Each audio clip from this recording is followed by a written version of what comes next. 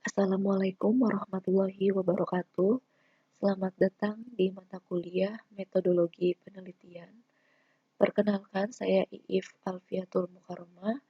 Eh, untuk anak-anak mahasiswa semester 5 TI mungkin sudah mengenal saya, karena di semester genap kemarin saya sempat mengajar ya 2 mata kuliah di semester 5 TI. Untuk di SI mungkin ini baru yang pertama ya. Nah, kemudian ini ada email saya. Email menggunakan eh, email yang terbaru, yaitu iipmkom@gmail.com. Jadi email yang lama dihapus saja. Jadi nanti teman-teman untuk mengirimkan tugas itu ke email iipmkom@gmail.com. Dengan terlebih dahulu teman-teman harus mengkonfirmasi bahwa teman-teman sudah mengirimkan tugas, misalkan seperti itu. Nah, ini nomor saya. Kemudian kita langsung ke kontrak perkuliahan.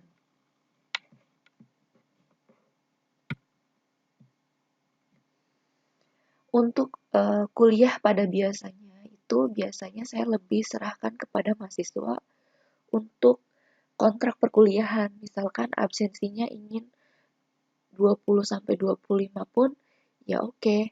Asalkan mereka resikonya itu ketika nanti mereka tidak masuk 1 kali 2 kali saja, itu artinya sangat mempengaruhi terhadap nilai seperti itu. Kemudian misalkan, tapi untuk di masa pembelajaran daring itu atau semester sekarang ini, saya tentukan sendiri absensi itu 5%. Kenapa? Karena saya juga tidak bisa melihat mana mahasiswa yang betul-betul dia melakukan proses perkuliahan dengan benar seperti itu. Kemudian untuk selama pembelajaran daring, jadi saya akan absensikan, jadi teman-teman akan dihadirkan semua dari mulai pertama sampai dengan pembelajaran daring itu, entah mungkin sampai UAS atau seperti apa. Ketika nanti sampai UAS, berarti saya akan uh, menghadirkan teman-teman di absensinya seperti itu. Kemudian untuk tugas itu 30%, UTS 30% dan UAS 35%. Nah, jadi ketika nanti teman-teman, ketika misalkan ada 5 tugas, tapi teman-teman hanya mengirimkan 1 tugas saja, itu artinya nilainya sangat mempengaruhi nilai akhir. Karena nilai akhir itu di jumlah dari 4 poin tersebut, seperti itu. Jadi ketika cuma hanya misalkan mengumpulkan tugasnya 1, itu kemungkinan B atau B-min seperti itu. Nah, oke, untuk perkuliahan seperti biasanya itu kehadiran tidak masuk itu maksimal 3 kali. Jadi tidak ada namanya izin, sakit, dan sebagainya. Pokoknya itu maksimal 3 kali. Seperti itu. Karena memang di perguruan tinggi manapun emang tidak ada namanya izin atau sakit. Nah, tetapi tetap teman-teman harus memberitahu atau memberitahu si dosennya kenapa Anda tidak masuk. Supaya ketika Anda melebihi 3 kali tidak masuk, si dosen tetap bisa memberikan pertimbangan kepada Anda untuk tetap mengikuti UTS dan UAS. Kemudian, tugas harus dikumpulkan dengan batas waktu yang sudah ditentukan. Nah, etika berkomunikasi, silahkan hubungi saya dari Senin sampai Jumat, dari jam 8 pagi sampai jam 7 malam. Jadi, dari Senin sampai Jumat, tidak untuk hari Sabtu dan Minggu. Nah, menghubunginya lewat apa? Menggunakan WhatsApp ya. Jadi, tidak telepon, jadi WhatsApp saja. Kemudian, mengucapkan salam. Kemudian sertakan nama, semester, dan prodinya. Kenapa harus menyertakan nama, semester, dan prodinya? Supaya kita paham ini pesan itu dari siapa, dari semester berapa, dan dari prodi apa. Seperti itu. Dia keluhannya apa. Jadi kita bisa segera memprosesnya. Seperti itu. Kemudian gunakan bahasa yang sopan dan baku. Nah, baik teman-teman, di sini ada 3 contoh pesan, di mana pesan yang pertama itu adalah pesan yang dikirimkan oleh mahasiswa. Dia izin tidak bisa masuk karena dia sakit. Nah, isi pesannya itu, "Pak, aku izin nggak masuk, nggak enak badan Pak, meriang," seperti itu. Nah, ketika si dosen menerima pesan seperti ini, si dosen pasti akan kebingungan, ini nomor siapa? Pesannya dari siapa? Anak semester berapa? Seperti itu kan? Akhirnya yang harusnya eh, kemudian selain itu dia tidak menggunakan bahasa yang baku seperti itu. Jadi tetap harus menyertakan nama, semester, dan prodinya.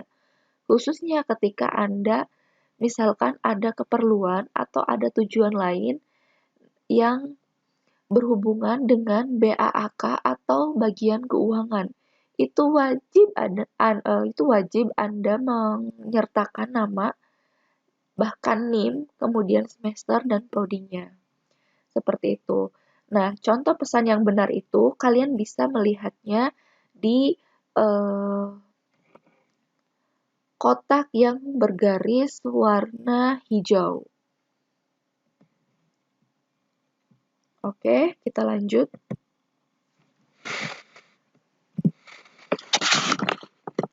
Baik, pada semester ini di mata kuliah metodologi penelitian, materi-materi yang akan disampaikan dalam satu semester ini yaitu mengenai pengantar metopen, penelitian skripsi, kemudian penyusunan laporan dan laporan penelitian, kemudian literatur review, metode penelitian, kuantitatif, kualitatif, dan kombinasi. Nah, ketiga ini nanti mempunyai sub-subnya juga, seperti itu. Kemudian, perancangan kuesioner, pengumpulan data primer, pembahasan hasil dan kesimpulan, presentasi proposal, dan hasil penelitian. Nah, ini nanti materinya akan kita bahas seperti itu. Kemudian, materi ini memang sudah urut dari mulai betul-betul urut sampai dengan dia nanti mempresentasikan proposal dan hasil penelitiannya. Dan nanti tugas di mata kuliah Metopen ini itu dari tugas ke-1, tugas ke-2, tugas ke-3, dan seterusnya sampai presentasi proposal dan hasil penelitian itu saling terkait. Artinya Anda tidak bisa mengerjakan tugas 2 kalau Anda belum mengerjakan tugas yang pertama, seperti itu. Paham ya sampai di sini? Seperti itu. Karena contoh tugasnya seperti ini. Tugas pertama misalkan Anda tugasnya yaitu membuat judul penelitian dan juga bab 1. Kemudian tugas kedua itu yaitu Anda membuat bab 2. Kayak gitu. Seterusnya Anda membuat bab 3. Seperti itu. Paham ya? Artinya saling terkait. Seperti itu. Dan saya harap teman-teman untuk ketika ada tugas Metopen ini, saya harap teman-teman bisa mengerjakannya seperti itu. Kenapa? Karena ini nanti teman-teman sangat memerlukannya ketika teman-teman itu sudah semester 8. Ketika teman-teman tidak serius di mata kuliah ini, saya khawatir Anda tidak bisa menyusun skripsi di semester 8 seperti itu. Nah, ketika Anda paham di mata kuliah Metopen ini dan Anda tahu cara menyusunnya seperti apa, itu akan mudah untuk Anda dalam menyusun laporannya. Dan saya berharap untuk anak-anak yang mendapatkan bantuan bidik misi untuk mempergunakan bantuan tersebut dengan sebaiknya, jangan menyalahgunakannya. Dan saya menginginkan anak-anak yang mendapatkan bantuan bidik misi itu dalam mengikuti pembelajaran itu atau perkuliahan itu lebih semangat dari mereka yang tidak mendapat bantuan bidik misi. Seperti itu. Kemudian saya tidak ingin mendengar lagi anak yang mendapatkan bantuan bidik misi tidak hadir, tidak mengumpulkan tugas, tidak UTS dan tidak UAS, kemudian tahu-tahu tiba-tiba dia meminta tugas pada libur semester seperti itu. Saya tidak ingin membantu lagi anak yang tidak harus dibantu seperti itu. Paham ya? Kita lanjut. Kenapa sih ada mata kuliah metopen atau metodologi penelitian? Di semua perguruan tinggi itu pasti ada mata kuliah metopen. Di jurusan misalkan keguruan atau di fakultasnya keguruan atau misalkan di fakultas teknik atau jurusan teknik atau mungkin di jurusan ekonomi dan sebagainya, pasti itu selalu ada mata kuliah metopen. Karena perguruan tinggi itu memegang 3 prinsip. Pertama itu pendidikan, yaitu berarti pengajaran dan pembelajaran, seperti itu. Kemudian penelitian untuk untuk mahasiswa itu berarti bentuknya penelitiannya adalah skripsi. Nanti berarti di semester 8. Nah, untuk pengabdian masyarakat, bentuknya untuk mahasiswa itu adalah KKN. Nah, di sini karena prinsip yang kedua itu adalah penelitian yang nanti kalian butuhkan banget di semester 8. Seperti itu, bagaimana sih cara atau tahapannya seperti apa dalam menyusun skripsi yang baik dan benar. Seperti itu. Paham ya? Kemudian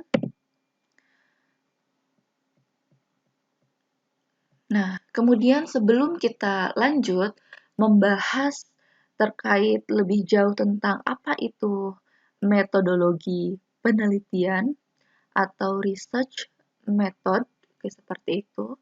Jadi, kita samakan dulu persepsinya terkait istilah-istilah yang akan kita sering sebutkan di mata kuliah ini, yaitu istilah-istilah tersebut itu pertama metode, kedua itu metodologi, ketiga itu research. Nah, oke. Untuk metode itu adalah cara kita untuk mengupayakan sesuatu hal. Jadi, cara kita untuk mengupayakannya terhadap sesuatu hal. Sesuatu halnya itu apa? Misalkan, membuat mie instan, seperti itu. Cara kita mengupayakan membuat mie instan. Berarti adalah namanya metode membuat mie instan, seperti itu. Kemudian contoh lain, cara mengupayakan untuk mendekati orang yang kita sukai. Misalkan berarti metodenya apa? Metode pendekatan, seperti itu. Dan caranya itu, cara kita mengupayakan untuk mendekati seseorang itu kan biasanya tidak satu cara gitu ya, bisa jadi 2 cara, 3 cara, atau mungkin tak terhingga caranya. Banyak sekali cara untuk mendekati seseorang yang kita sukai, seperti itu. Paham ya?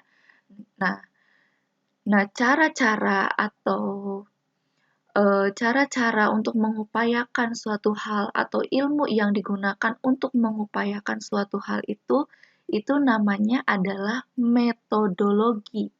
Jadi, metodologi itu adalah ilmu atau cara-caranya. Misalkan, metode pertama untuk misalkan mendekati si A.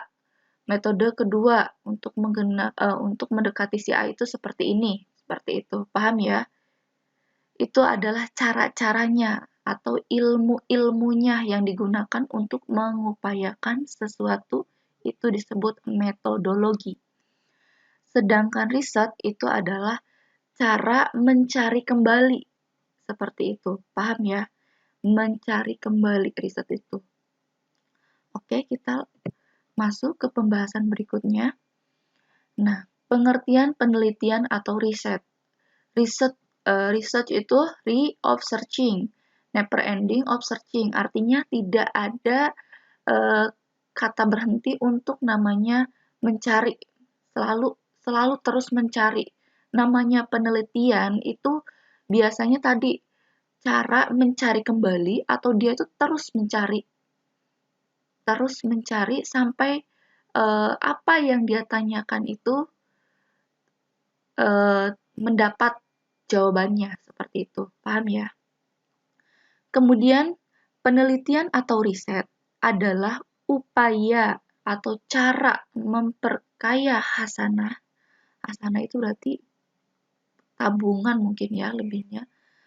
Hasanah pengetahuan dalam ilmu tertentu. Berarti kalau misalkan di teknik informatika, upaya memperkaya hasanah pengetahuan dalam ilmu teknologi yang dilakukan menurut metodologi ilmiah yang objektif.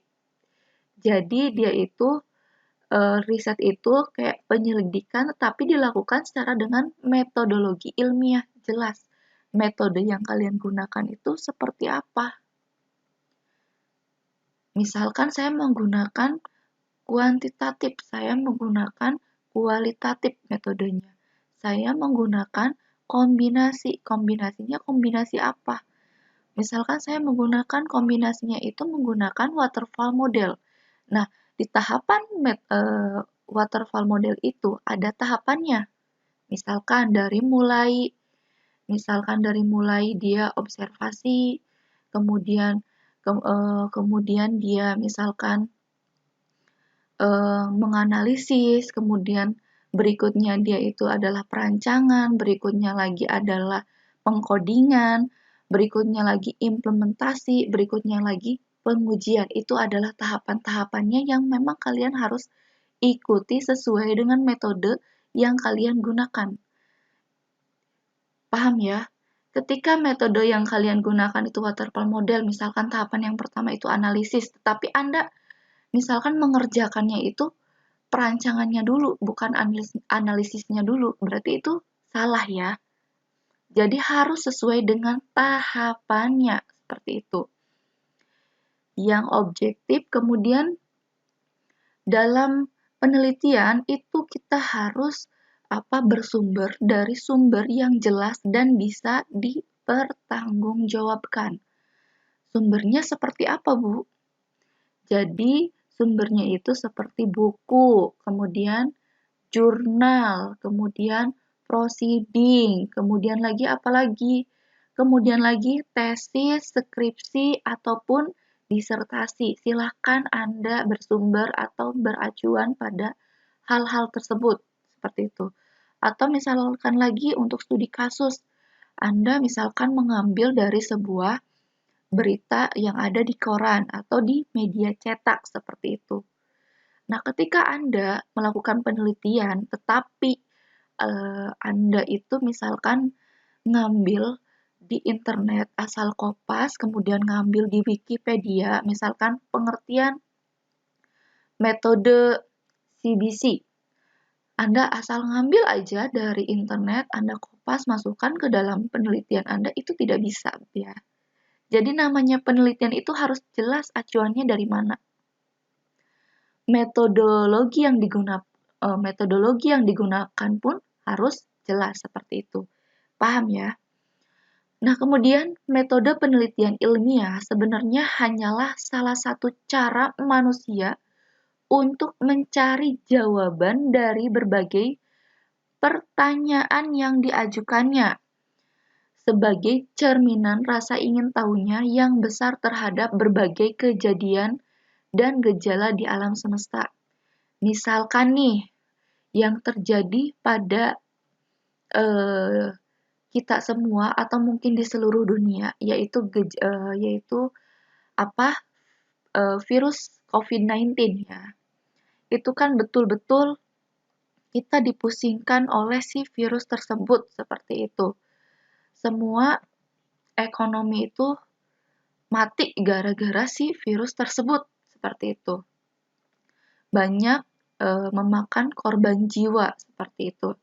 Nah, kita nih sebagai seorang peneliti, misalkan di jurusan farmasi.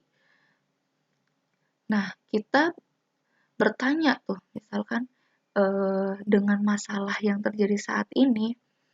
Nah, muncullah di benak Anda, saya ingin bagaimana caranya saya ingin membuat atau menemukan obat untuk mengatasi si virus tersebut, seperti itu. Bahkan di penjuru dunia, para peneliti itu sedang berlomba-lomba untuk menemukan solusi atau menemukan obat dari si virus COVID-19 ini, seperti itu. Nah, mungkin untuk misalkan orang IT, misalkan Anda punya kayak ngehayal, coba aja ada misalkan sebuah sinar, kayak sinar laser atau seperti apa. Nah, ketika itu disorotkan ke dalam tubuh kita, misalkan, atau ke dalam tubuh si pasien yang kena virus tersebut, itu nanti bisa ketika disorot itu menggunakan laser, itu si virusnya itu bisa hancur. Misalkan seperti itu, Anda mempunyai pikiran seperti itu. Nah, nanti Anda berusaha tuh untuk mencari bagaimana Anda membuat si sinar tersebut yang dapat menghancurkan si virus tersebut. Misalkan seperti itu. Karena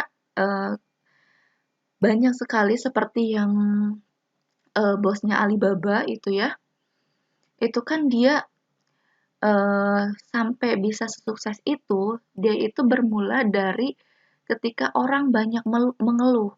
Nah, ketika orang banyak mengeluh itu, disitulah adalah peluang Anda, seperti itu. Untuk seorang peneliti, silahkan cari tuh, jawabannya seperti apa. Mereka itu misalkan punya keluhan seperti ini, punya masalah seperti ini.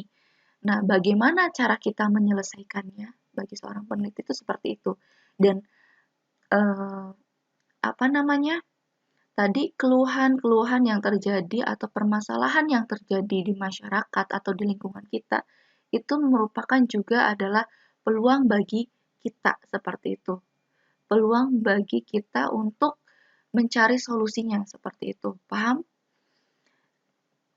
Intinya ketika nanti teman-teman semester 8 itu teman-teman jangan cari dulu, jangan menyibukkan diri untuk mencari judulnya, tapi cari masalah yang ada di sekeliling Anda atau yang masalah yang terjadi misalkan di Indonesia atau rata-rata yang misalkan nih masalah yang ada di contoh kecil masalah yang ada di Bumiayu misalkan.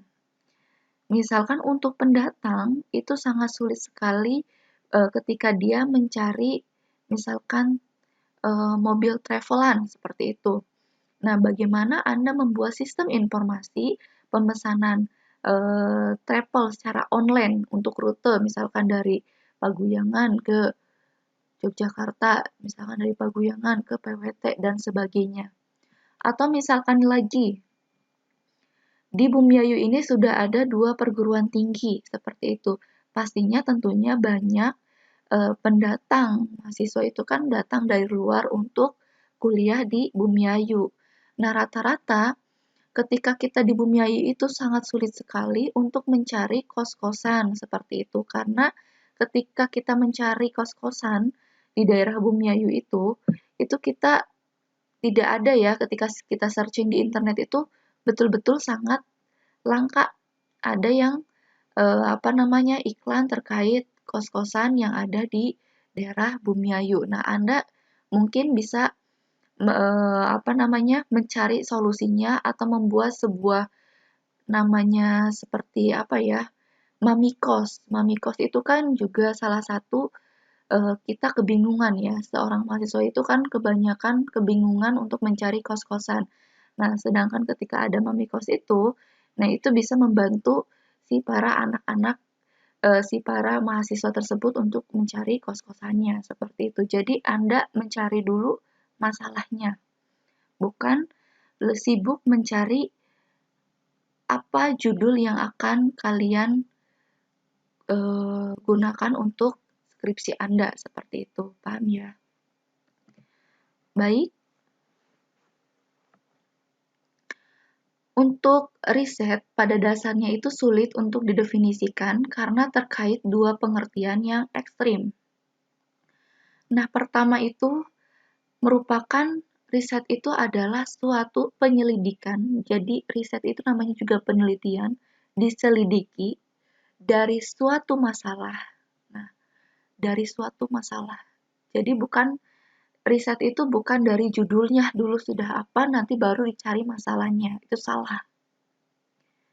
Jadi, riset itu adalah suatu penyelidikan dari suatu masalah atau pertanyaan yang penelitinya belum terbiasa, tapi barangkali orang lain itu sudah ada yang meneliti. Contohnya, misalkan Anda berpikir, coba misalkan karena di sini di daerah Bumiayu ini tidak ada namanya pemesanan tiket, travel, bus, dan sebagainya, seperti itu.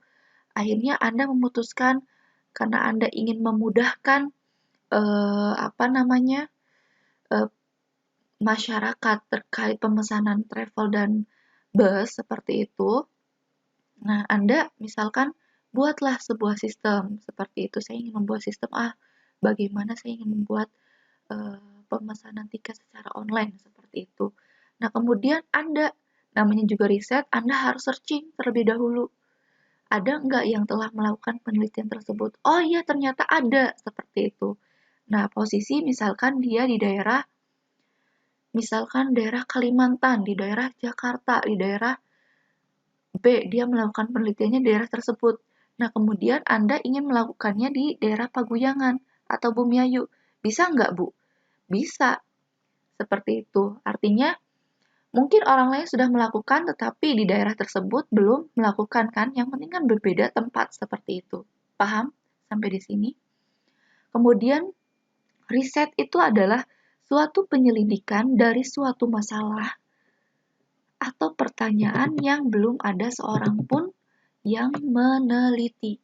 Artinya tadi, yang si virus corona tadi, obatnya itu sama sekali belum ditemukan. Nah, itu adalah betul-betul penelitian yang sangat baru dan belum dilakukan. Seperti itu. Unsur penelitian. Sebuah penelitian itu terkandung dua unsur. Pertama, muncul hal-hal baru. Jadi ada hal-hal baru di dalam sebuah penelitiannya yang dapat memperkaya khasanah pengetahuan. Entah itu hasilnya hal-hal baru. Misalkan hal barunya itu hasilnya, atau mungkin alat dan bahan bakunya mungkin baru atau berbeda, atau mungkin perancangannya mungkin baru, atau metode yang digunakannya itu berbeda. Yang penting ada hal yang baru dalam sebuah penelitian tersebut. Kemudian, penggunaan metode ilmiah untuk menjaga objektivitas atau keaslian atau kebenaran. Jadi, benar-benar Anda harus menggunakan metode ilmiah. Misalkan, Anda ingin membuat deteksi plagiarisme menggunakan algoritma winnowing. Metodologi yang Anda gunakan adalah metodologi kombinasi dengan waterfall model. Nah, dengan waterfall model itu tahapannya dari mulai analisis, kemudian kedua perancangan, dan seterusnya. Jadi, Anda harus mengikuti tahap tersebut. Kemudian, karena kita menggunakan metode winnowing itu searching apa aja tahapan metode winnowing itu. Misalkan pre-processing. Kedua, misalkan pembentukan n-gram, kemudian penghitungan hash, dan sebagainya. Itu Anda harus menggunakan tahapan-tahapan tersebut secara runtut, seperti itu. Runut ya, tidak boleh diciclok seperti itu. Paham? Nah, kemudian tadi hal-hal baru apa sih, Bu? Hasil yang diperolehnya baru.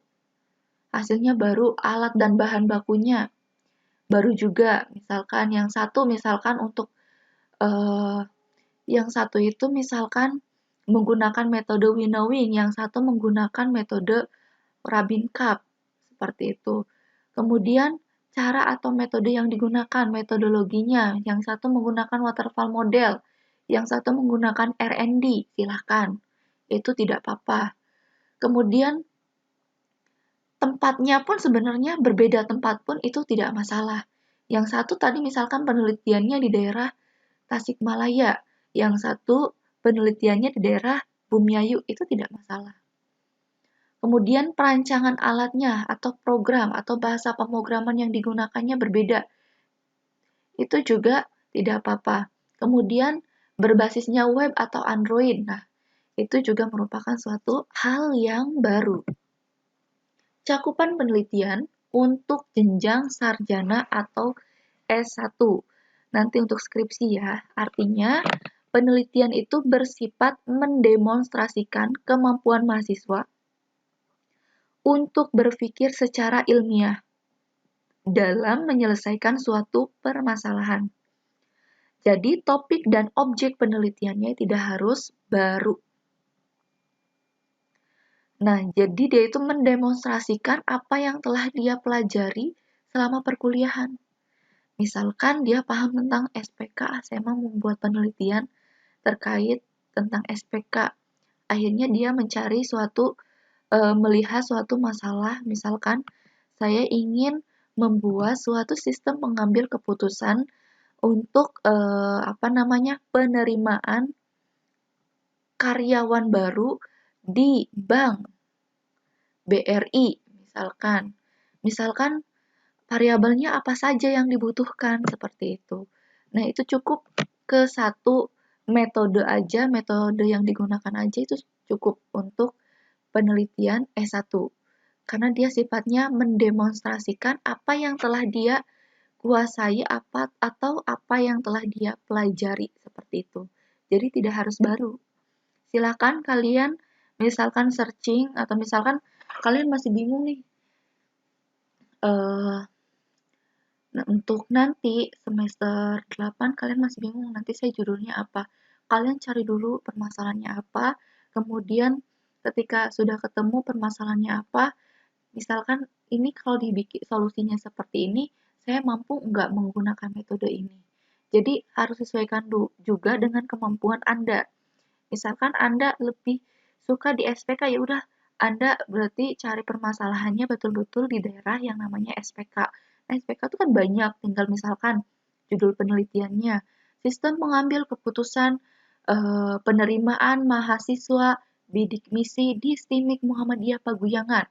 Nah, calon-calon untuk penerima bidik misi itu siapa saja, variabelnya apa saja, seperti itu. Jadi secara nanti ketika kita masukkan data-data si mahasiswa pendaftar bidik misi, itu bisa ke hasilnya keluar siapa yang berhak dan siapa yang tidak, seperti itu. Paham ya? Kemudian, cakupan penelitian pada umumnya kohesif atau melekat pada suatu bidang ilmu tertentu. Jadi, dia melekat sekali pada suatu bidang ilmu tertentu. Tadi contoh misalkan dia melekat banget pada bidang SPK, sistem pengambilan keputusan, atau dia lebih melekat lagi kepada sistem keamanan, lebihnya misalnya ke kriptografi, seperti itu. Kemudian lebih lagi dia ke jaringan, nah itu lebih fokus ke situ. Untuk jenjang S2 itu biasanya dia melatih diri, dimaksudkan untuk melatihkan diri dalam mempersiapkan penelitian pada jenjang S3. Topik dan objek penelitian memang tidak harus baru, tetapi metodologi penelitian yang digunakan merupakan pendekatan baru. Atau misalkan kita menggunakan dua metode. Nah, pas waktu saya S2 kemarin, nah si dosen saya ini pernah menyarankan kepada kami semua untuk silakan Anda menggunakan penelitian saat skripsi Anda. Kemudian Anda tambahkan satu metode atau dua metode lagi. Kemudian atau misalkan Anda kombinasikan seperti itu. Nah, itu untuk penelitian S2. Penelitian S2 itu artinya betul-betul tidak bisa satu metode, karena satu metode itu hanya bisa dilakukan di skripsi ya. Untuk S2 itu minimal itu 2 metode. Misalkan perbandingan metode algoritma winnowing dan algoritma Rabin-Cobb terhadap deteksi plagiarisme, seperti itu. Atau misalkan perbandingan metode kriptografi CDC dan metode RSA dalam sistem pengamanan, misalkan sistem keamanan informasi pada misalkan email dan sebagainya, seperti itu. Nah, itu seperti apa perbandingannya, mana nih yang lebih kuat atau mana nih yang lebih baik, seperti itu. Cakupan penelitiannya pada umumnya meluas, meliputi beberapa bidang spesialisasi atau misalnya seperti itu. Oke, kemudian yang jenjang S3. Untuk S3 itu, penelitian dimaksud untuk menemukan sesuatu yang diharapkan dan dapat memberikan kontribusi yang signifikan terhadap kemajuan ilmu pengetahuan, artinya betul-betul baru. Namanya ketika kita ingin S3 itu mata kuliah itu belajarnya itu rata-rata research, penelitian. Jadi kita tidak lebih di kelas, tidak lebih banyak di kelas. Seperti misalkan si dosen memberikan materi tentang A, tidak. Ketika S3 itu benar-benar kita langsung riset seperti itu. Langsung penelitian, kemudian kita komunikasikan langsung dengan si dosennya. Seperti itu. Dan namanya penelitian S3 itu betul-betul harus baru penelitiannya, dan makanya untuk itu kenapa S3 itu rata-rata lama-lama, mungkin ada yang 6 tahun dan sebagainya. Seperti itu, karena memang betul-betul harus penelitiannya itu harus baru. Seperti itu. Nah, ketika kita ingin S3 itu alangkah lebih baiknya kita sudah punya topik yang akan kita gunakan untuk judul disertasi, seperti itu. Cakupan penelitiannya juga bersifat universal, artinya pembatasan-pembatasan dalam suatu bidang semakin tidak terlihat. Nah, bagaimana memilih topik? Nah, topik itu biasanya kesepakatan mahasiswa dan dosen. Silahkan Anda misalkan ketika bingung, sepakati dengan dosennya atau dengan pembimbing akademik atau si pembimbing skripsinya nanti, seperti itu. Kemudian asal topik itu bisa dari mahasiswa atau dari dosen. Nah, biasanya itu ada dosen yang menawarkan ke si mahasiswa itu topik, misalkan nih si dosen tersebut sedang melakukan penelitian dan sedang mendapatkan hibah penelitian dari pemerintah. Nah, kemudian si dosen tersebut memberikan si topik tersebut untuk membantu si penelitiannya seperti itu kepada mahasiswa. Itu tidak apa-apa, asal kaliannya mampu. Jadi yang penting kaliannya mampu. Ketika kaliannya tidak mampu, mending kalian dari awal komunikasikan langsung dengan dosennya bahwa saya belum, kayaknya terlalu berat untuk melakukan penelitian ini, misalkan seperti itu. Itu lebih baik Anda jujur terlebih dahulu. Nah, tapi alangkah lebih baiknya masih mending Anda untuk topik mencari sendiri. Kenapa? Supaya Anda paham betul apa yang terjadi, masalahnya seperti apa, solusinya seperti apa, dan disesuaikan dengan kemampuan Anda, supaya skripsinya cepat selesai seperti itu. Yang terpenting adalah diskusi antara keduanya untuk mencari kesamaan tentang topik, fokus, dan cakupan penelitiannya. Kemudian kesamaan pandangan itu merupakan hal yang paling penting bagi mahasiswa dan pembimbing skripsi. Ini sikap seorang peneliti. Nah, sikap seorang peneliti itu yang terpenting itu adalah kejujuran. Jadi ketika penelitian itu bohong, itu sudah betul-betul menghancurkan integritas diri. Jadi seorang peneliti itu harus jujur terhadap apa yang ditelitinya. Mau penelitiannya itu sukses atau gagal, itu harus jujur.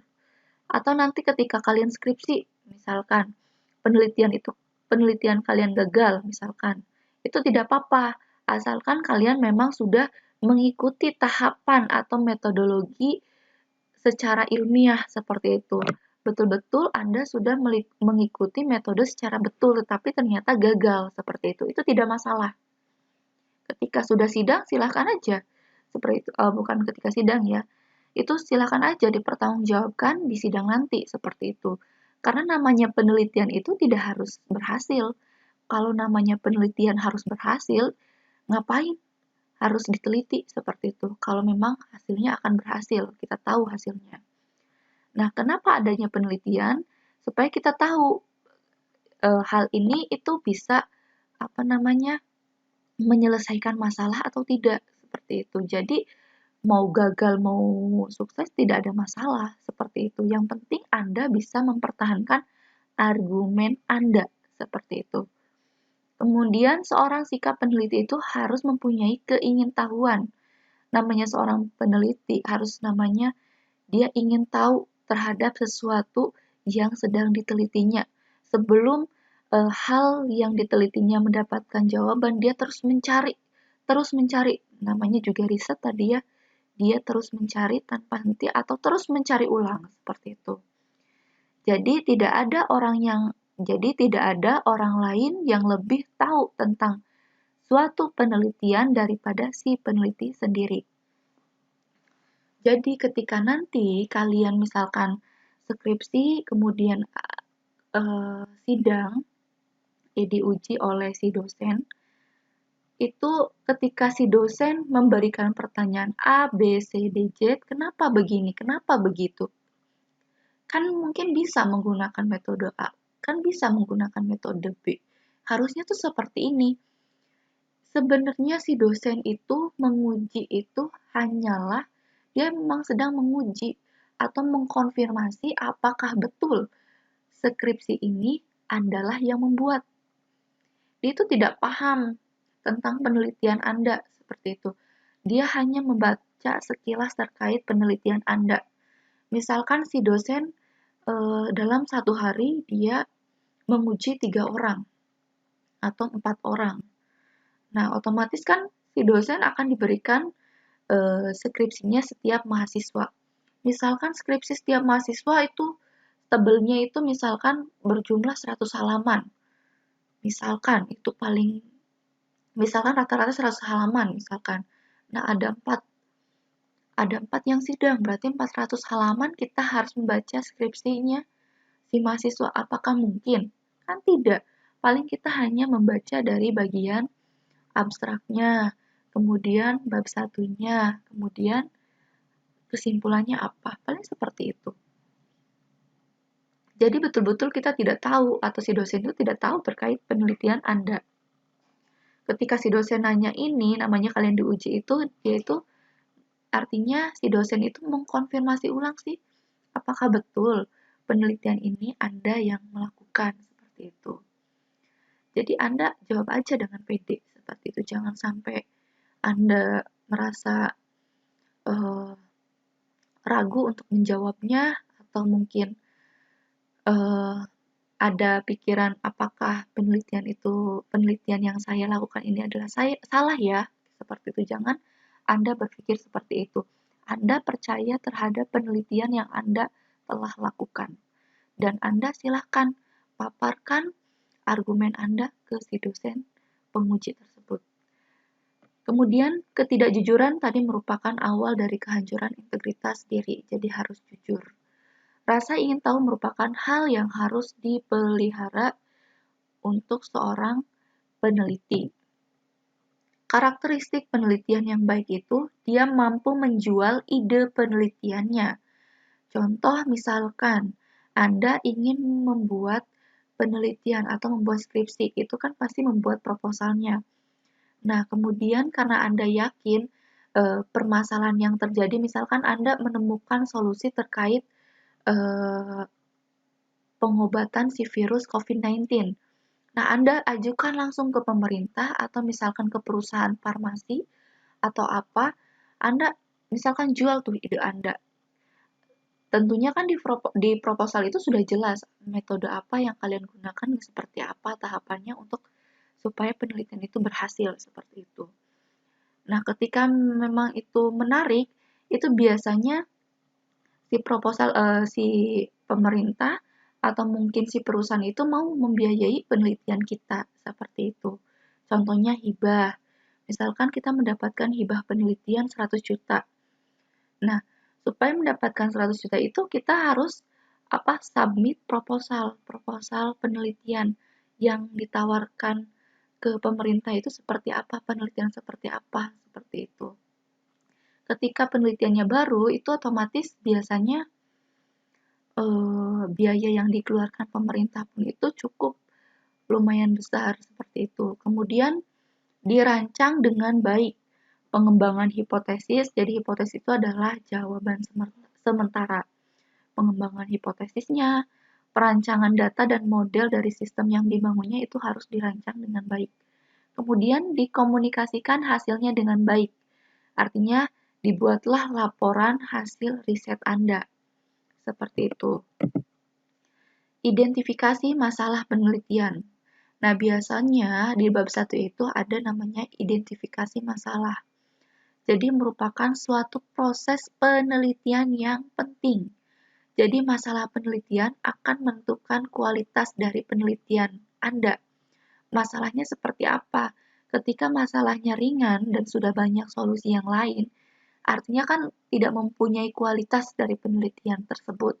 Tetapi misalkan betul-betul ini masalahnya lagi meluas, contoh seperti COVID, belum ada solusinya. Ketika Anda mengajukan penelitian terkait untuk menemukan si obat COVID-19 ini, itu kan betul-betul merupakan penelitian yang mempunyai kualitas kan, seperti itu. Nah, kemudian masalah penelitian bisa ditemukan lewat pengamatan lapangan.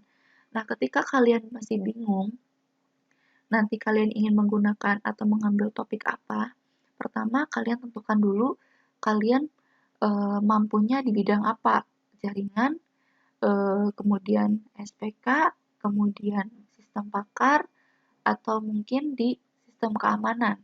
Kalian harus fokuskan kalian mampu di bidang mana dulu. Kemudian carilah masalah dengan misalkan observasi atau survei ke lapangan, seperti itu.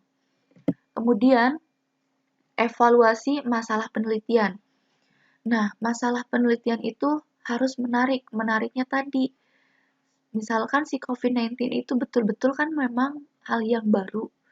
Jadi kan betul-betul menarik sekali ketika dilakukan penelitian, dicari solusinya.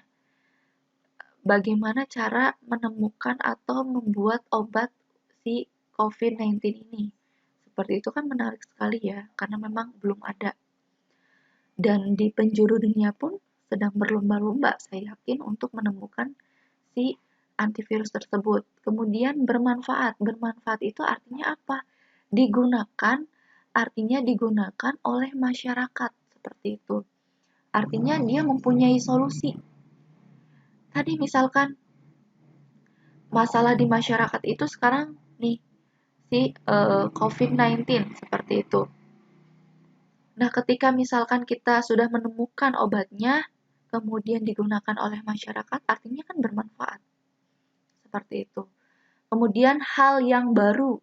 Hal yang baru itu tadi, entah itu hasilnya, entah itu dalam metodenya berbeda, itu yang penting ada hal yang baru yang dimunculkan dalam sebuah penelitian. Mungkin dia menggunakan 2 metode atau 3 metode, kemudian dikombinasikan menjadi satu, muncullah metode baru. Itu bisa seperti itu.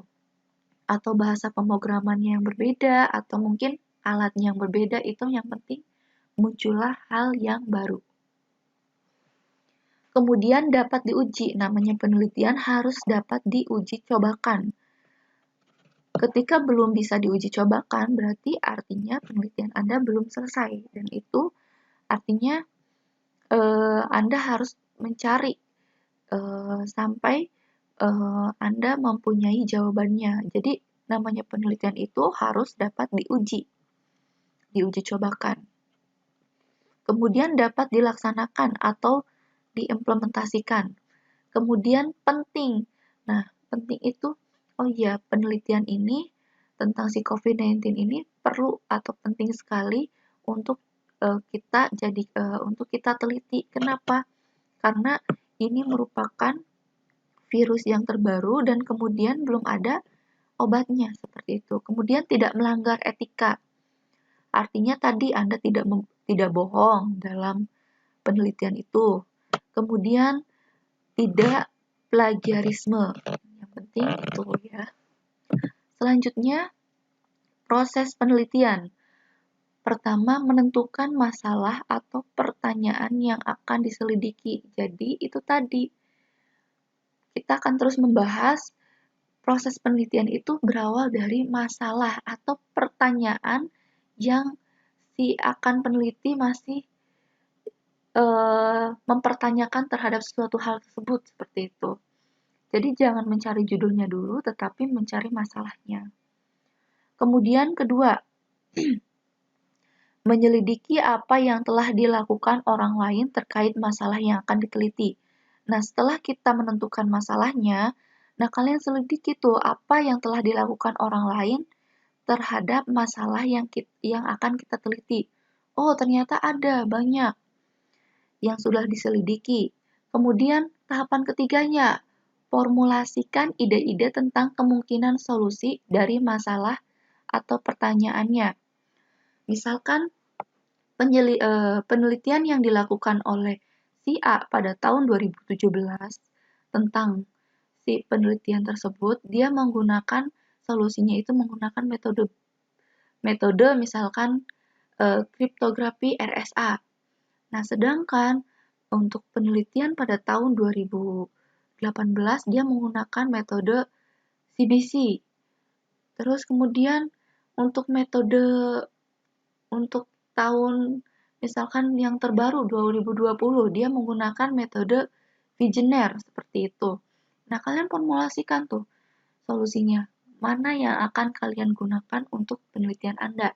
Mau menggunakan Vigenère kah atau CBC kah atau mungkin RSA seperti itu.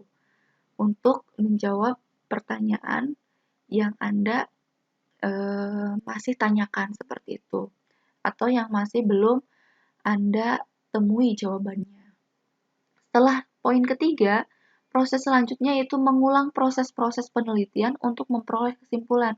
Apakah prosesnya itu sudah benar, tahapannya sudah runtut, ketika sudah runtut, barulah Anda memperoleh kesimpulannya seperti apa. Dan yang proses terakhir itu adalah menyajikan hasil penelitian dalam bentuk laporan skripsi. Kapan berhentinya penelitian? Penelitian itu diakhiri bila peneliti sampai pada tujuan penelitiannya.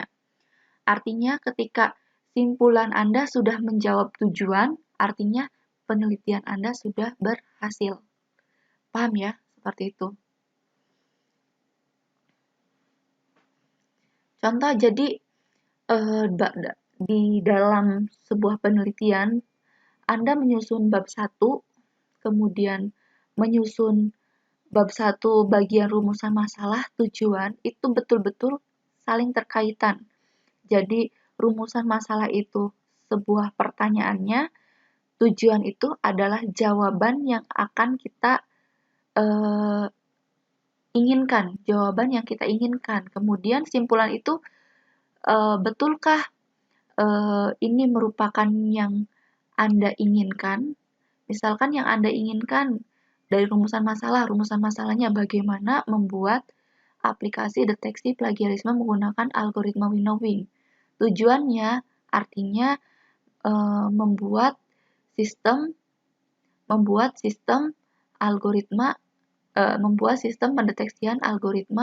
pendeteksian plagiarisme menggunakan algoritma winnowing. Simpulannya adalah misalkan terbuatnya. Jadi tujuannya tadi adalah membuat, kemudian kesimpulannya itu adalah terbuatnya sistem deteksi plagiarisme menggunakan algoritma winnowing. Jadi antara rumusan masalah, tujuan, dan juga kesimpulan itu sangat terkait. Jadi jangan sampai tujuannya apa, kesimpulannya apa, seperti itu. Itu betul-betul harus terkait. Kemudian Penelitian itu juga bisa dihentikan ketika peneliti dapat membuktikan bahwa hipotesisnya itu salah, jawaban sementaranya salah. Jadi dari awal dia sudah tahu bahwa penelitiannya itu akan gagal atau salah, maka berhenti seperti itu. Hentikan penelitian Anda, kemudian komunikasikan dengan dosen pembimbing. Jadi dosen pembimbing harus dilibatkan ketika Anda ingin menghentikan sebuah penelitian seperti itu. Nah, mungkin itu saja dari saya terkait pertemuan pertama. Nah, kenapa saya menggunakan video itu karena saya yakin teman-teman di sini semua tidak berada di tempat yang memang lokasinya itu mudah sinyal. Mungkin sulit sinyal ya, seperti itu. Sehingga daripada nantinya terputus-putus, materi tidak tersampaikan, apalagi materi Metopen ini sangatlah penting, saya memutuskan untuk membuat sebuah video. Nanti kalian bisa mendownloadnya ketika kalian tidak paham, kalian bisa putar ulang video tersebut, seperti itu. Paham ya? Mungkin itu saja dari saya. Wassalamualaikum warahmatullahi wabarakatuh.